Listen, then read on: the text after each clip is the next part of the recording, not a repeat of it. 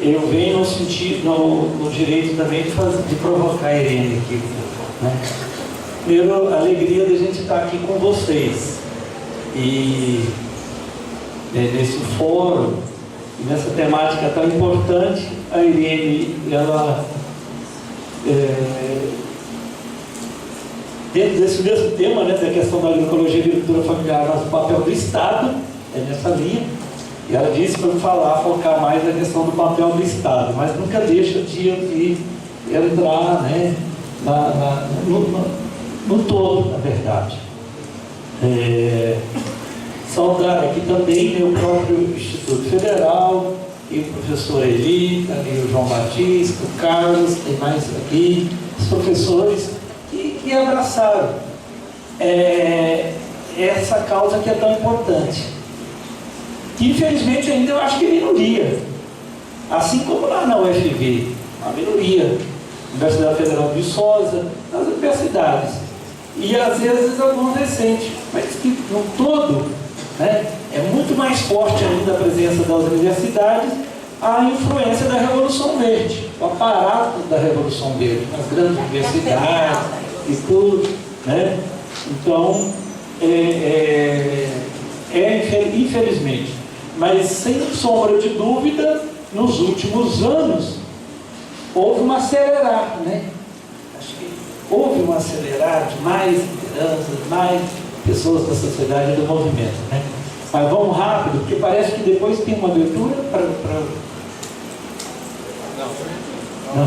Tá. Vamos lá. Pode lá. Pode passar, vai. Então, ali é um pouco isso mesmo, né? Primeiro, olha, a alimentação é um ato político, compreendendo a política como um compromisso com o bem comum. Esse é o verdadeiro sentido da política. O comprometimento com todos. A politicagem, aí que ela se compromete com alguns, e aqui é uma característica bem clara do agronegócio. O compromisso é com quem produz insumo, com os grandes equipamentos, e assim vai, né? Então não se trata de uma política partidária, né? É um compromisso de fato político. É verdade que cada partido, os partidos têm seus programas. É porque é tão triste, né, quando a gente vê qualquer democracia do mundo, instrumento mais importante é o partido político. Mas aqui conseguiram rotular tantos partidos que as pessoas chegam a dizer assim: eu gosto de política, mas não da política partidária. Ou seja, é a negação da política, porque é o partido que formata determinado compromisso com o Estado. Qual que é o programa de Estado? É o partido que formata. Então, há ainda um analfabetismo político que não consegue entender que em qualquer democracia do mundo, não é só no Brasil, é o partido político o instrumento mais importante. Depois vem os sindicatos, as organizações, né? Tá bem, vamos lá. É porque acho que ele passou várias. Não está passando? Está voltando. Pode frente. O Alisson está muito folgado, ele deixou a Irene fazer isso, pelo amor de Deus. Ali também a Irene já falou em relação à Política Nacional de Agroecologia e Produção Orgânica. Por isso é um ato político. E foi um ato de coragem da presidenta Dilma. Só porque ela criou isso, gente, por um decreto. Porque se ela tivesse mandado uma medida provisória ou um projeto de lei para o Congresso, isso estava lá até hoje.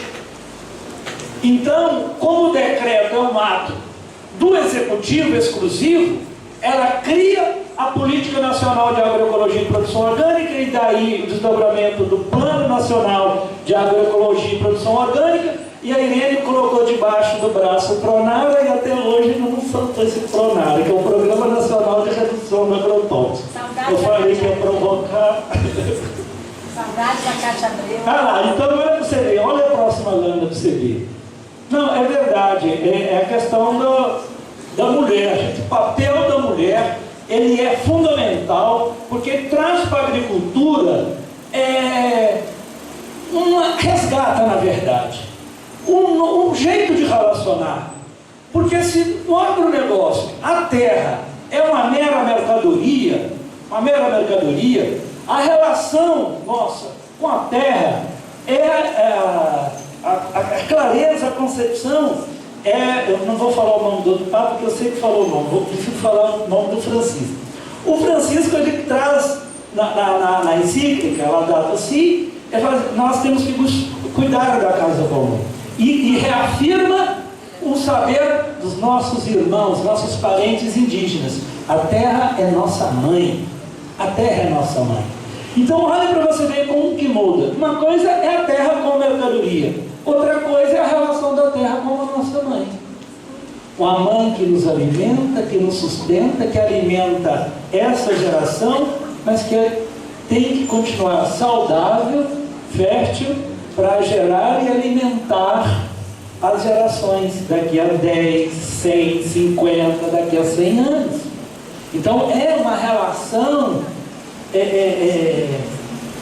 afetiva com a terra. Então esse é o grande diferencial. E as lutas, quando a gente colocou a questão dos decretos ali da criação da Política Nacional e do Plano Nacional de Agroecologia e Produção Orgânica, ali acho que é a Marcha das Margaridas, mas junto com todos os movimentos, então aí inclui no Plano Nacional a CONTAG, a FETRAF, o MTA, todos, a pressão de todas as organizações, né, para que crie de fato essa política.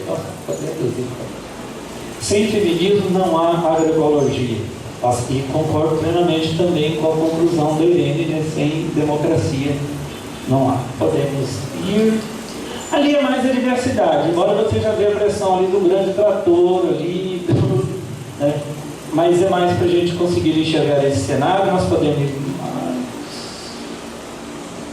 mais. Ali em relação também já a FAO, mas em relação ao mapa, né, não está tão claro ali já. Nós estamos entrando um pouco no mapa da fome. Pode passar, que acho que vai ficar mais claro. A redução do número de pessoas subalimentadas no mundo, né? Então a gente percebe que o Brasil, ele sai de fato do mapa da fome por um conjunto de políticas. É um grande conjunto de políticas. A Irene citou vários programas aqui, e então é reconhecido no mundo inteiro, né, por causa desse conjunto de programas, que depois também acho que na frente a gente volta. Então é o Estado, não basta o cidadão ter o talento, ter a boa vontade, ter a persistência, porque ele sempre vai esbarrar na omissão do Estado, né? O Estado brasileiro. E aí eu quero incluir tudo, os poderes executivos, o legislativo, o judiciário também. Nós esquecemos muitas vezes do judiciário. O judiciário tem emperrado programas importantes ou questionados aí, entendeu? E setor do Ministério Público também. Setor do Ministério Público. Ali, em relação ao Brasil, se a gente compara em relação ao mundo, ou a diversos países, melhor dizendo, da América Latina, o Brasil ele se destaca nesse conjunto de programas que contribuiu para essa redução da subalimentação.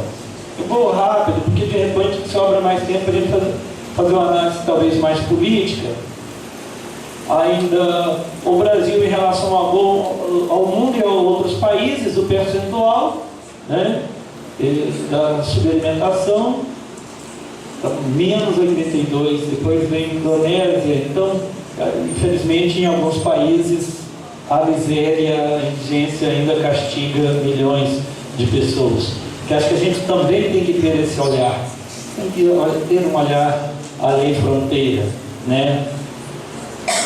Então, aí alguns pontos que contribuíram, reconhecido também pela FAO. Aumento da oferta de alimentos, a disponibilidade de calorias para a população cresceu em 10%, aumento de renda dos mais pobres, crescimento real de 71,5% do salário mínimo, ou seja, acima da inflação, ou seja, houve uma valorização de fato do salário. Essa questão da renda, porque dá a todas as pessoas o poder também de compra. E o diferencial do Brasil, que, por exemplo, o Bolsa Família, quem que administrou o Bolsa Família, bem dizer, 100% foi a mãe de família, foi a mulher. Isso faz a diferença em relação à opção, o que comprar e como comprar, né? Em relação ao homem. A questão de gênero, ela é fundamental. Geração de 21 milhões de empregos, programa Bolsa Família, 14 milhões de famílias, alimentação escolar, gente. É fantástico, sim, esse dado da alimentação escolar.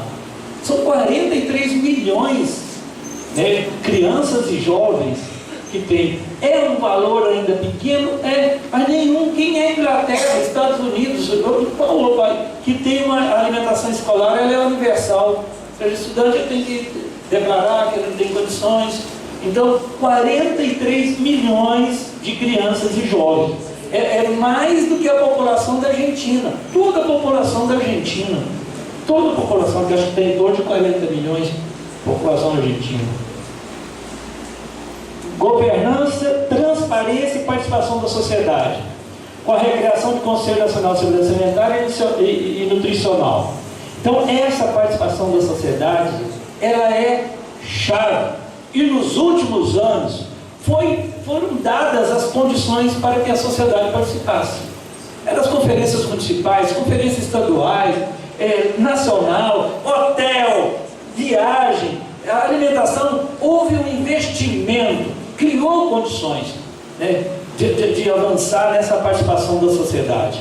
O avanço, é verdade que ficou aquém, mas que houve um diferencial fabuloso. O próprio Conselho, que foi um esforço lá atrás, criado no governo Itamar Franco, quando o Fernando Henrique entra, era criado por um decreto, o Conselho. Ele extinguiu, a primeira canetada do Fernando Henrique foi extinguir o Conselho. E aí que veio uma movimentação para Minas Gerais, em Minas, que nós recriamos o Conselho em Minas. Eu participei desde o início, né? E que nós ficamos aí 8 anos com uma política certa forma de segurança alimentar, somente em Minas Gerais, em relação ao Brasil. Só retoma quando o Lula volta e retoma o Conselho, inicialmente equivocado, porque criou mesa, criou ministério, né? E aí depois que extingue o mesa, que a coisa acho que avança mais, porque é pela a natureza dessa política, a sua intersetorialidade, envolvimento daí de quase todos os ministérios, fez a diferença. Aí é o grande problema, gente. Acho que essa que é a grande questão. A companheira do INCRA está aqui ainda também, né? Aqui. Esse é o desafio que a gente tem hoje. É a concentração fundiária ainda, né? Quem produz, por exemplo, o agronegócio está com 92% das terras, não é isso mesmo? Quem produz, as médias, agricultores, estão com uma parte aqui menor, 28%, não, 28% aqui é as pequenas propriedades. Então, há uma concentração gigantesca. Pelos dados do próprio INCRA, nos últimos anos, houve uma movimentação contrária dos grandes que adquiriram mais terras. É um dado do próprio INCRA. Houve um movimento contrário. Os pequenos, embora com exemplo exitoso, como o que a Irene citou aqui, ela não citou o nome do assentamento, como o Zé Heleno chegou aqui, é o assentamento Padre Jesus. O assentamento Padre Jesus que foi de fato a retomada de uma fazenda lá em Espera Feliz, e que tem uma belíssima festa lá também, os anos, todo dia 29 de junho, 28 para 29, é o dia de São Pedro.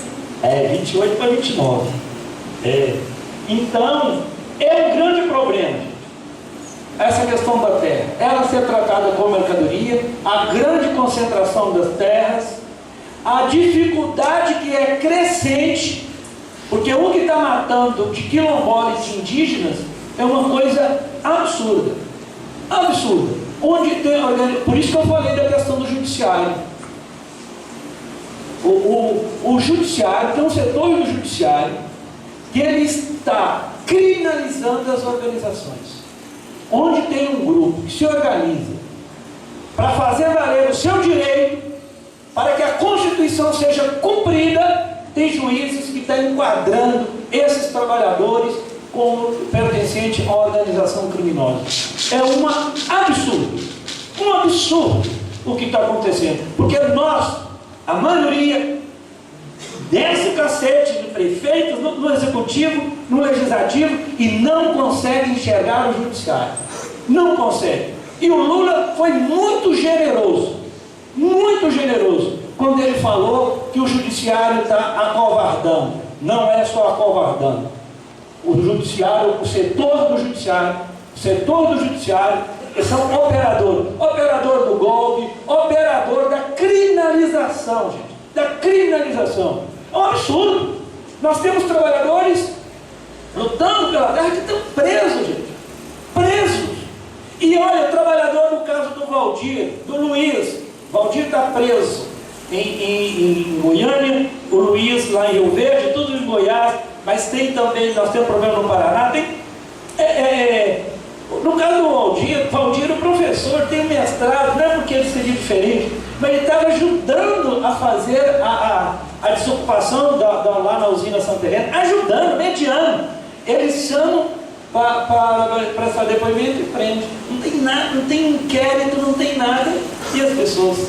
Então é uma coisa absurda. Então é todo um casamento, um acordo da grande elite que está em todos os poderes, e que é o fim dos negros, dos índios e mesmo dos trabalhadores. Eles servem enquanto estiver trabalhando para eles na fazenda.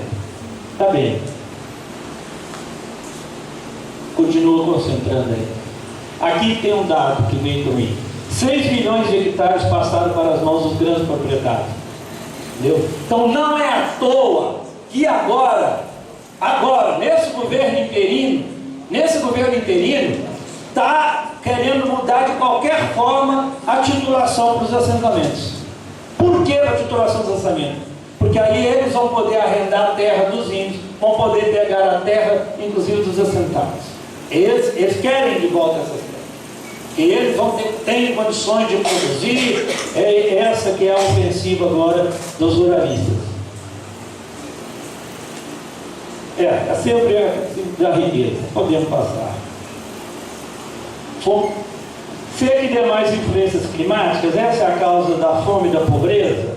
Ontem eu estava numa plenária o dia inteiro em Goiânia, e lá dialogando com os parentes do Mato Grosso do Sul e de Goiás. Então, e tinha também vários segmentos, quilombolas, povos de terreiro, e também do pessoal do SEDAC, uma luta que não é movimento, ainda é uma organização em relação ao Cerrado. Eles apresentando a riqueza do Cerrado, porque ele também já citou aqui em relação à questão da seca. Não se trata disso. As pessoas nasceram ali, estão ali há 100 anos, há séculos, e conseguiram se conviver nas riquezas que aquela região oferece. A nossa mãe, onde quer que ela esteja, ela vai nos alimentar. Ela nos alimenta. Há uma relação natural. Só que tem essa pressão, que é também consequência, que vem ainda lá da Revolução Verde, que coloca na cabeça das pessoas um padrão de alimento também. É isso. Então isso aqui não produz, essa terra não presta porque não produz, né, o arroz, o feijão, algumas coisas básicas. Haver essas novas tecnologias? Não. Capacidade produtiva? Não. Preguiça? Não. Faltar o alimento? Também não. Ciclo de pobreza? Pode passar. Não é nada, né? Falta renda, mas só a renda também não é suficiente. Mas a renda, ela é importante, né? A subnutrição, a fome crônica e fomes coletivas são influenciadas pelo funcionamento de toda a economia e de toda a sociedade. não apenas pela produção de alimentos e atividade agrícola, toda. Na linha do que você faz as suas escolhas, a própria sociedade também. Há um aparato que vai formando uma cultura ou conceitos perversos. E a gente vai assimilando isso, porque as coisas são muito bem programadas. De maneira que você vai descartando algo que é importante, fundamental, e pegando algo que a grande mídia falou que é importante, ou que determinadas pesquisas falaram que é importante. Então vai tendo um aparato bem orquestrado de todos os setores que vai levando as nossas crianças e jovens a fazer uma ruptura escandalosa, absurda. Então não basta só produzir. Então a educação, a reeducação, tudo é fundamental. Infelizmente hoje a influência norte-americana é muito pesada, é uma carga muito forte. Então a Eliane já falando da Revolução Verde, ela não acabou com a fome no Brasil, nem com o governo, pelo contrário, aumentou as desigualdades sociais. Os produtos de exportação cresceram na ordem de 120 a 1000%. Gente, enquanto o aumento da produção para abastecer a população interna atingiu o máximo de 20%. Mas qual que é o grande problema aqui? É a concentração, é a ruptura. A meu ver, é o maior crime que aconteceu na Revolução Verde. Primeiro, é a forma de relacionar com a Mãe Terra, com a Irmã Água e com as matas, com a biodiversidade. Os brejos, a forma, a relação, a mudança dela. A ruptura como que para nós, gente, é sagrado. As sementes. Como que conseguiram quase que chipar, colocando na cabeça dos agricultores de que aquelas sementes não prestavam. Não era híbrida, começou com a híbrida, depois que veio a transgênica e agora estão insistindo com a Terminator. Está tramitando na Câmara Federal a Terminator. Então, uma concentração, ou seja, dominou pelas sementes. Hoje, um assentamento de reforma agrária é refém. O assentamento de reforma agrária hoje é refém das mesmas empresas que o maior produtor, aí seja de soja ou de milho, é. Então, se você pega aí a Monsanto, Bayer, BASF, Dow, Bunge, essas empresas dominam o mercado de semente e de veneno. E tem os agricultores que estão assentados de reforma agrária na mão. Então, uma coisa absurda, podemos passar. É a ausência do Estado, ou é todo o Estado favorecendo. Porque quando a gente fala do Estado, é incentivo para importação, é um pacote de leis. Por isso que a opção do Estado, nas últimas décadas, foram favorecendo as multinacionais. Então, negando a existência dos indígenas, dos ribeirinhos, dos quilombolas. Eu não sei se eu li atrás, não, já falei,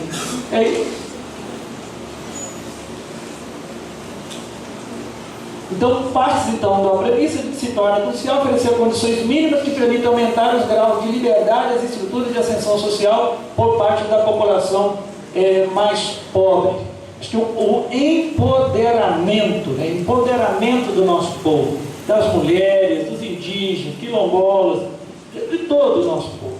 Empoderamento. O empoderamento é ter acesso à terra, é ter acesso a sementes, e eles levarem a produzir as suas próprias sementes de acordo com as culturas que ele tem. Mas tem que ter o Estado. Como é que vai ter ali os bancos comunitários de sementes? Tem que ter uma estrutura de Estado, de políticas, de programas. Podemos. Aqui é o empoderamento, quando você dá autonomia aos agricultores em relação às sementes, a diversidades. Gente, como que está uma pobreza a alimentação, das crianças. Vamos olhar para as crianças, para os jovens. Boa parte dos jovens Eu fiz outro dia uma pesquisa, teve só estudantes, assim, quais são as folhosas que você conhece? Quais são as folhosas? Gente, alface, couve, e já começaram a gaguejar. É verdade. É triste passar a realidade. Quais são as folhosas? Agora, quantas folhosas que temos? Né? Que é próprio também de cada região.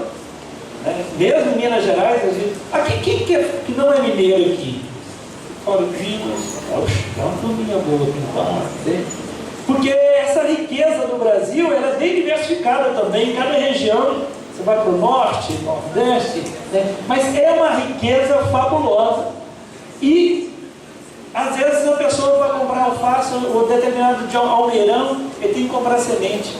Quando você pega dos legumes, ele não tem semente nem de abóbora, nem de pepino, nem de mostarda, nada. Mesmo as outras que nascem, como a capsoba ou gondó, né? Não sei como é que... Aqui mesmo em Minas é diferente cada... Orapronobis, quantas pessoas que nunca comeu orapronobis jogam ou nem conhecem, né? É uma tristeza, para ser sincero, diante da nossa riqueza que temos, mas da pobreza do prato. No final, é uma grande pobreza. Não. Preservação dos aspectos culturais. Acho que a Irene já abordou bem isso aqui. Eu não vou. Podemos passar para frente. A água é outro problema da Revolução Verde, né? Onde que começou a detonar com as nascentes, que passou, colocou para as pessoas, para agricultor familiar, ele acha que uma área de preservação é um problema, é um entrave. Passou o problema que a questão ambiental é um problema para a agricultura.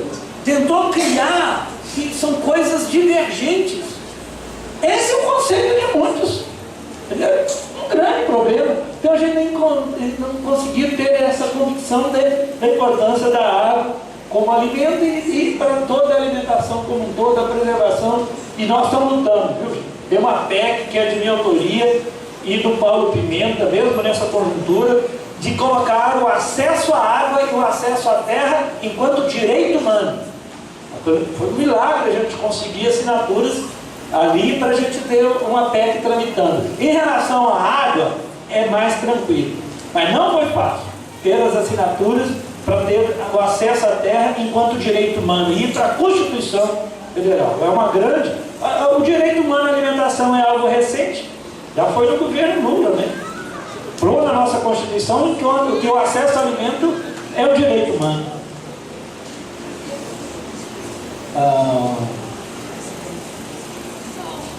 O sistema de produção e abastecimento para o atual modelo do agronegócio não leva em conta a qualidade de vida e os impactos sociais e ambientais. Então, acho que nem precisa de entrar em tanto detalhe nesse sistema de produção e abastecimento. Porque o alimento hoje é o que? É arroz ou feijão. Hoje nós produzimos arroz. Arroz vem do Rio Grande do Sul. Olha o que é o transporte de tudo isso, o que indemniza, o tanto de perda que tem. Né? O feijão nosso, você sabe de onde que vem o feijão nosso? Uma boa parte do feijão nosso? Hein? Da China, gente. Da China. Nós estamos importando grande volume de feijão. Entendeu? Não é sustentável o modelo que está prevalecendo. Não é. O abastecimento também.